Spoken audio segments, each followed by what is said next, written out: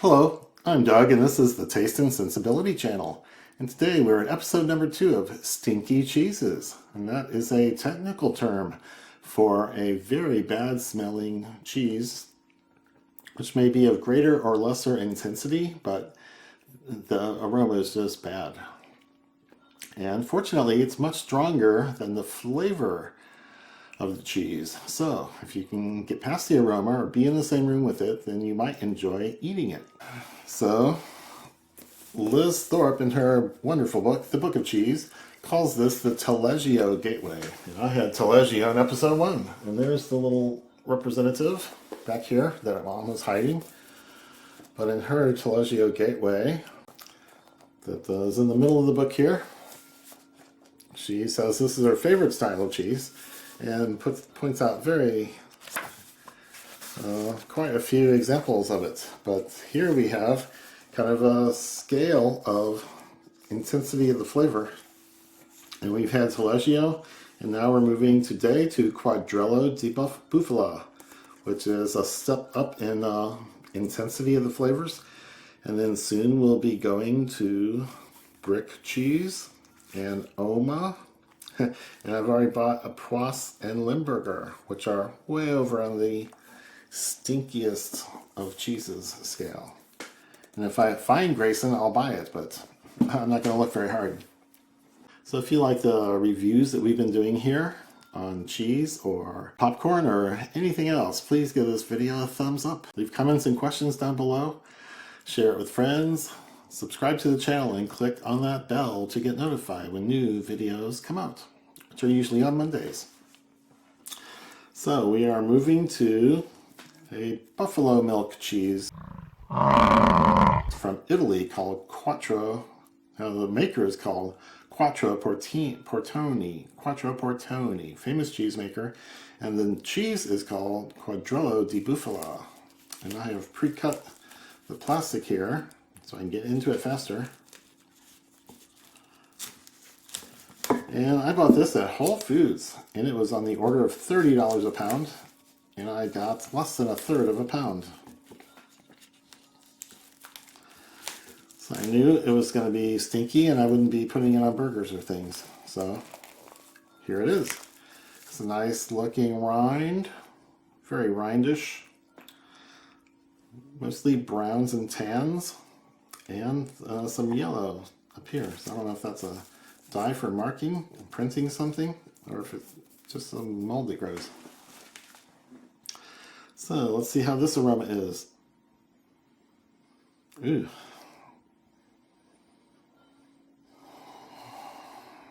Something of a Parmesan aroma. Something that's a little fishy. And then the weakest thing I get is that body odor aroma that is characteristic of the whole washed-rind style or family. So this one is not intense.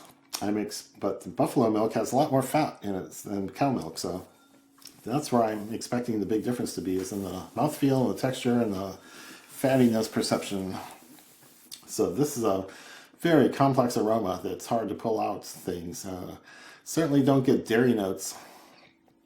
I get mostly age. Anything. The only cheesy thing I got was like a Parmesan. Parmigiano Reggiani. So I guess I can start cutting it. It seems pretty firm.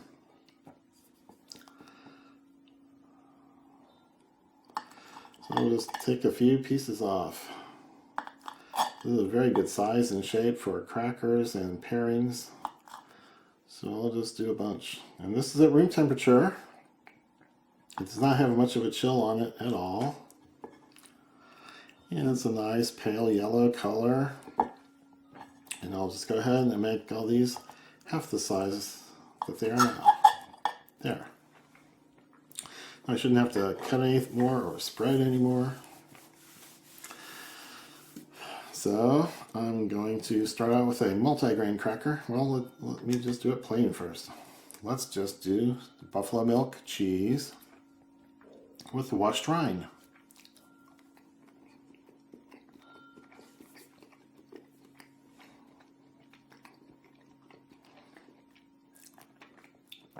So it does. Definitely feel like an increased fat cheese, like a double crumb or something like that, and something old on the rind. And it's not really the body odor aroma. This is just old stuff. I can tell there's some salt in the cheese.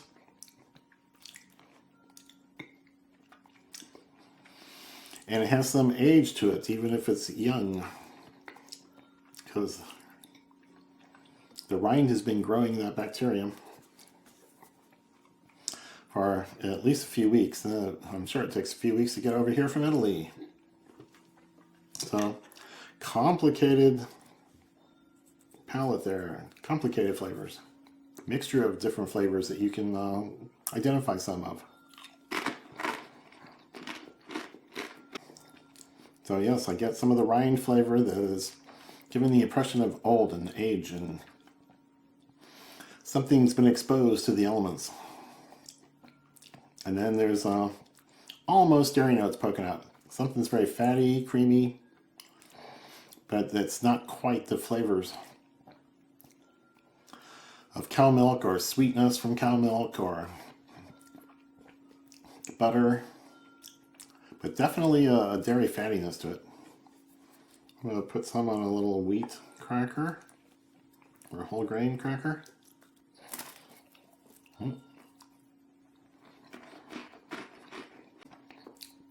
Okay, that plays with the different grains very well.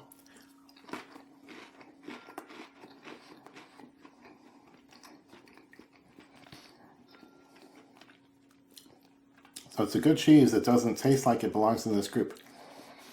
There's no offensive aroma, and the taste is fatty, and old.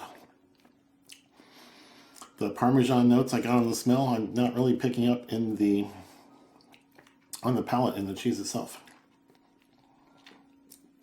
So, we move on to a Triscuit. Low salt Triscuit.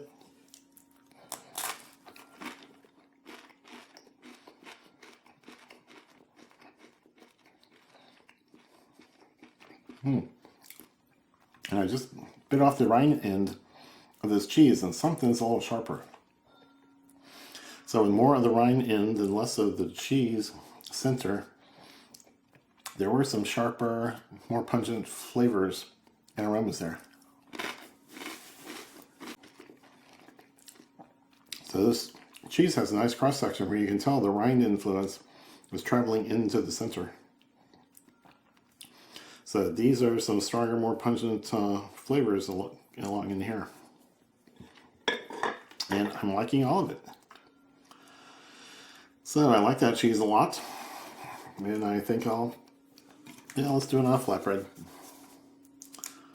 The plainest of crackers. With no real salt even. So let's do this.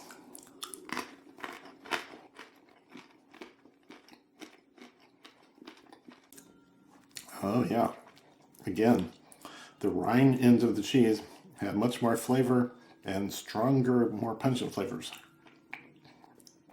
So yes, I'm liking this.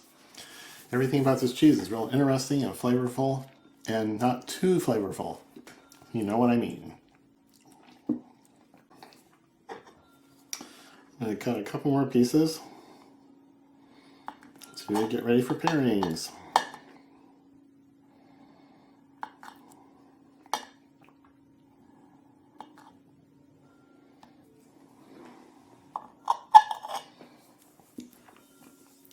There. Now I'm going to try a piece of cheese with some dried cherry. There's a couple nice cherries on this piece. Wow. Wow. Interesting combination of funky and straightforward cheese flavors and tart cherries, fruity cherries. It was a wild ride. I don't know if it went exactly or if they were complements to each other, but wow, lots of flavors just jumbled all together. Interesting. Wasn't bad. Now I'm going to try piece of cheese with a couple of cashews. Let's see how the nuttiness mixes in with this kind of cheese and all the flavors here.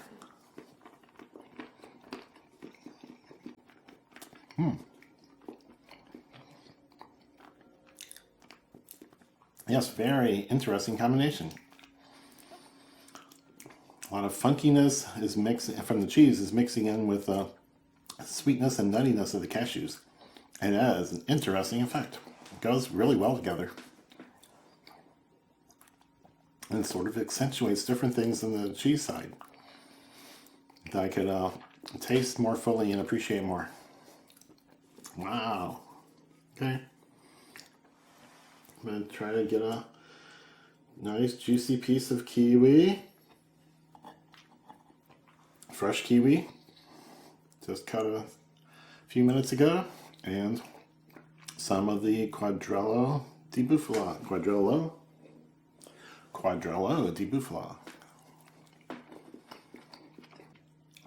Oh, same kind of thing. Funky flavors from the cheese, old flavors from the rind, more pungent and tangy things, mixing in with the nice sweetness and tartness of the kiwi, and the fruitiness and the salt-free juiciness of it. Just interesting contrasts. So, pretty good. I'm liking this. And I guess the last thing off the plate I'll do is just a big fat blueberry with a small square of cheese. Blueberries juicy and sweet. I've tested them. So let's see what happens here.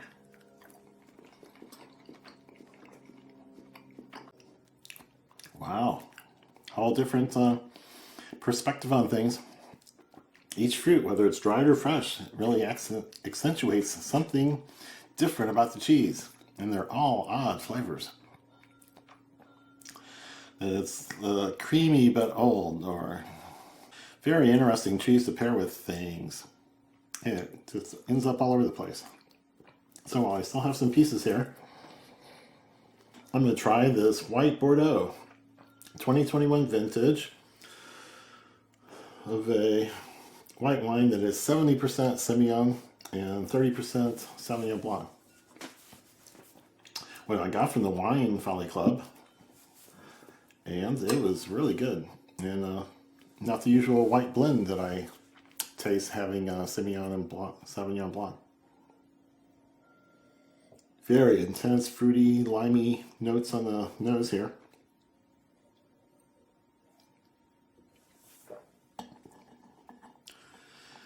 So very fresh and refreshing on the palate. No sign of oak aging or anything old at all. It is a nice, fresh, fruity young wine. And very fatty cheese with some old fusty flavors from that rind. Creaminess, saltiness.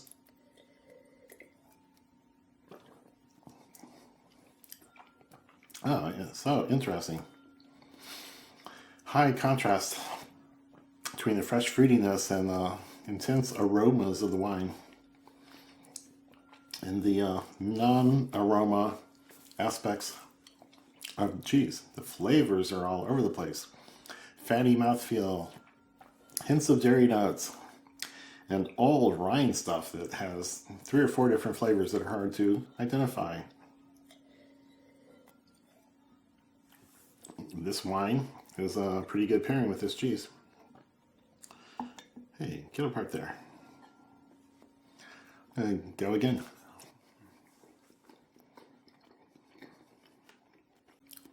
Yeah, the room temperature cheese is really full flavored, fatty, a little salty, and then the old fustiness of the rind.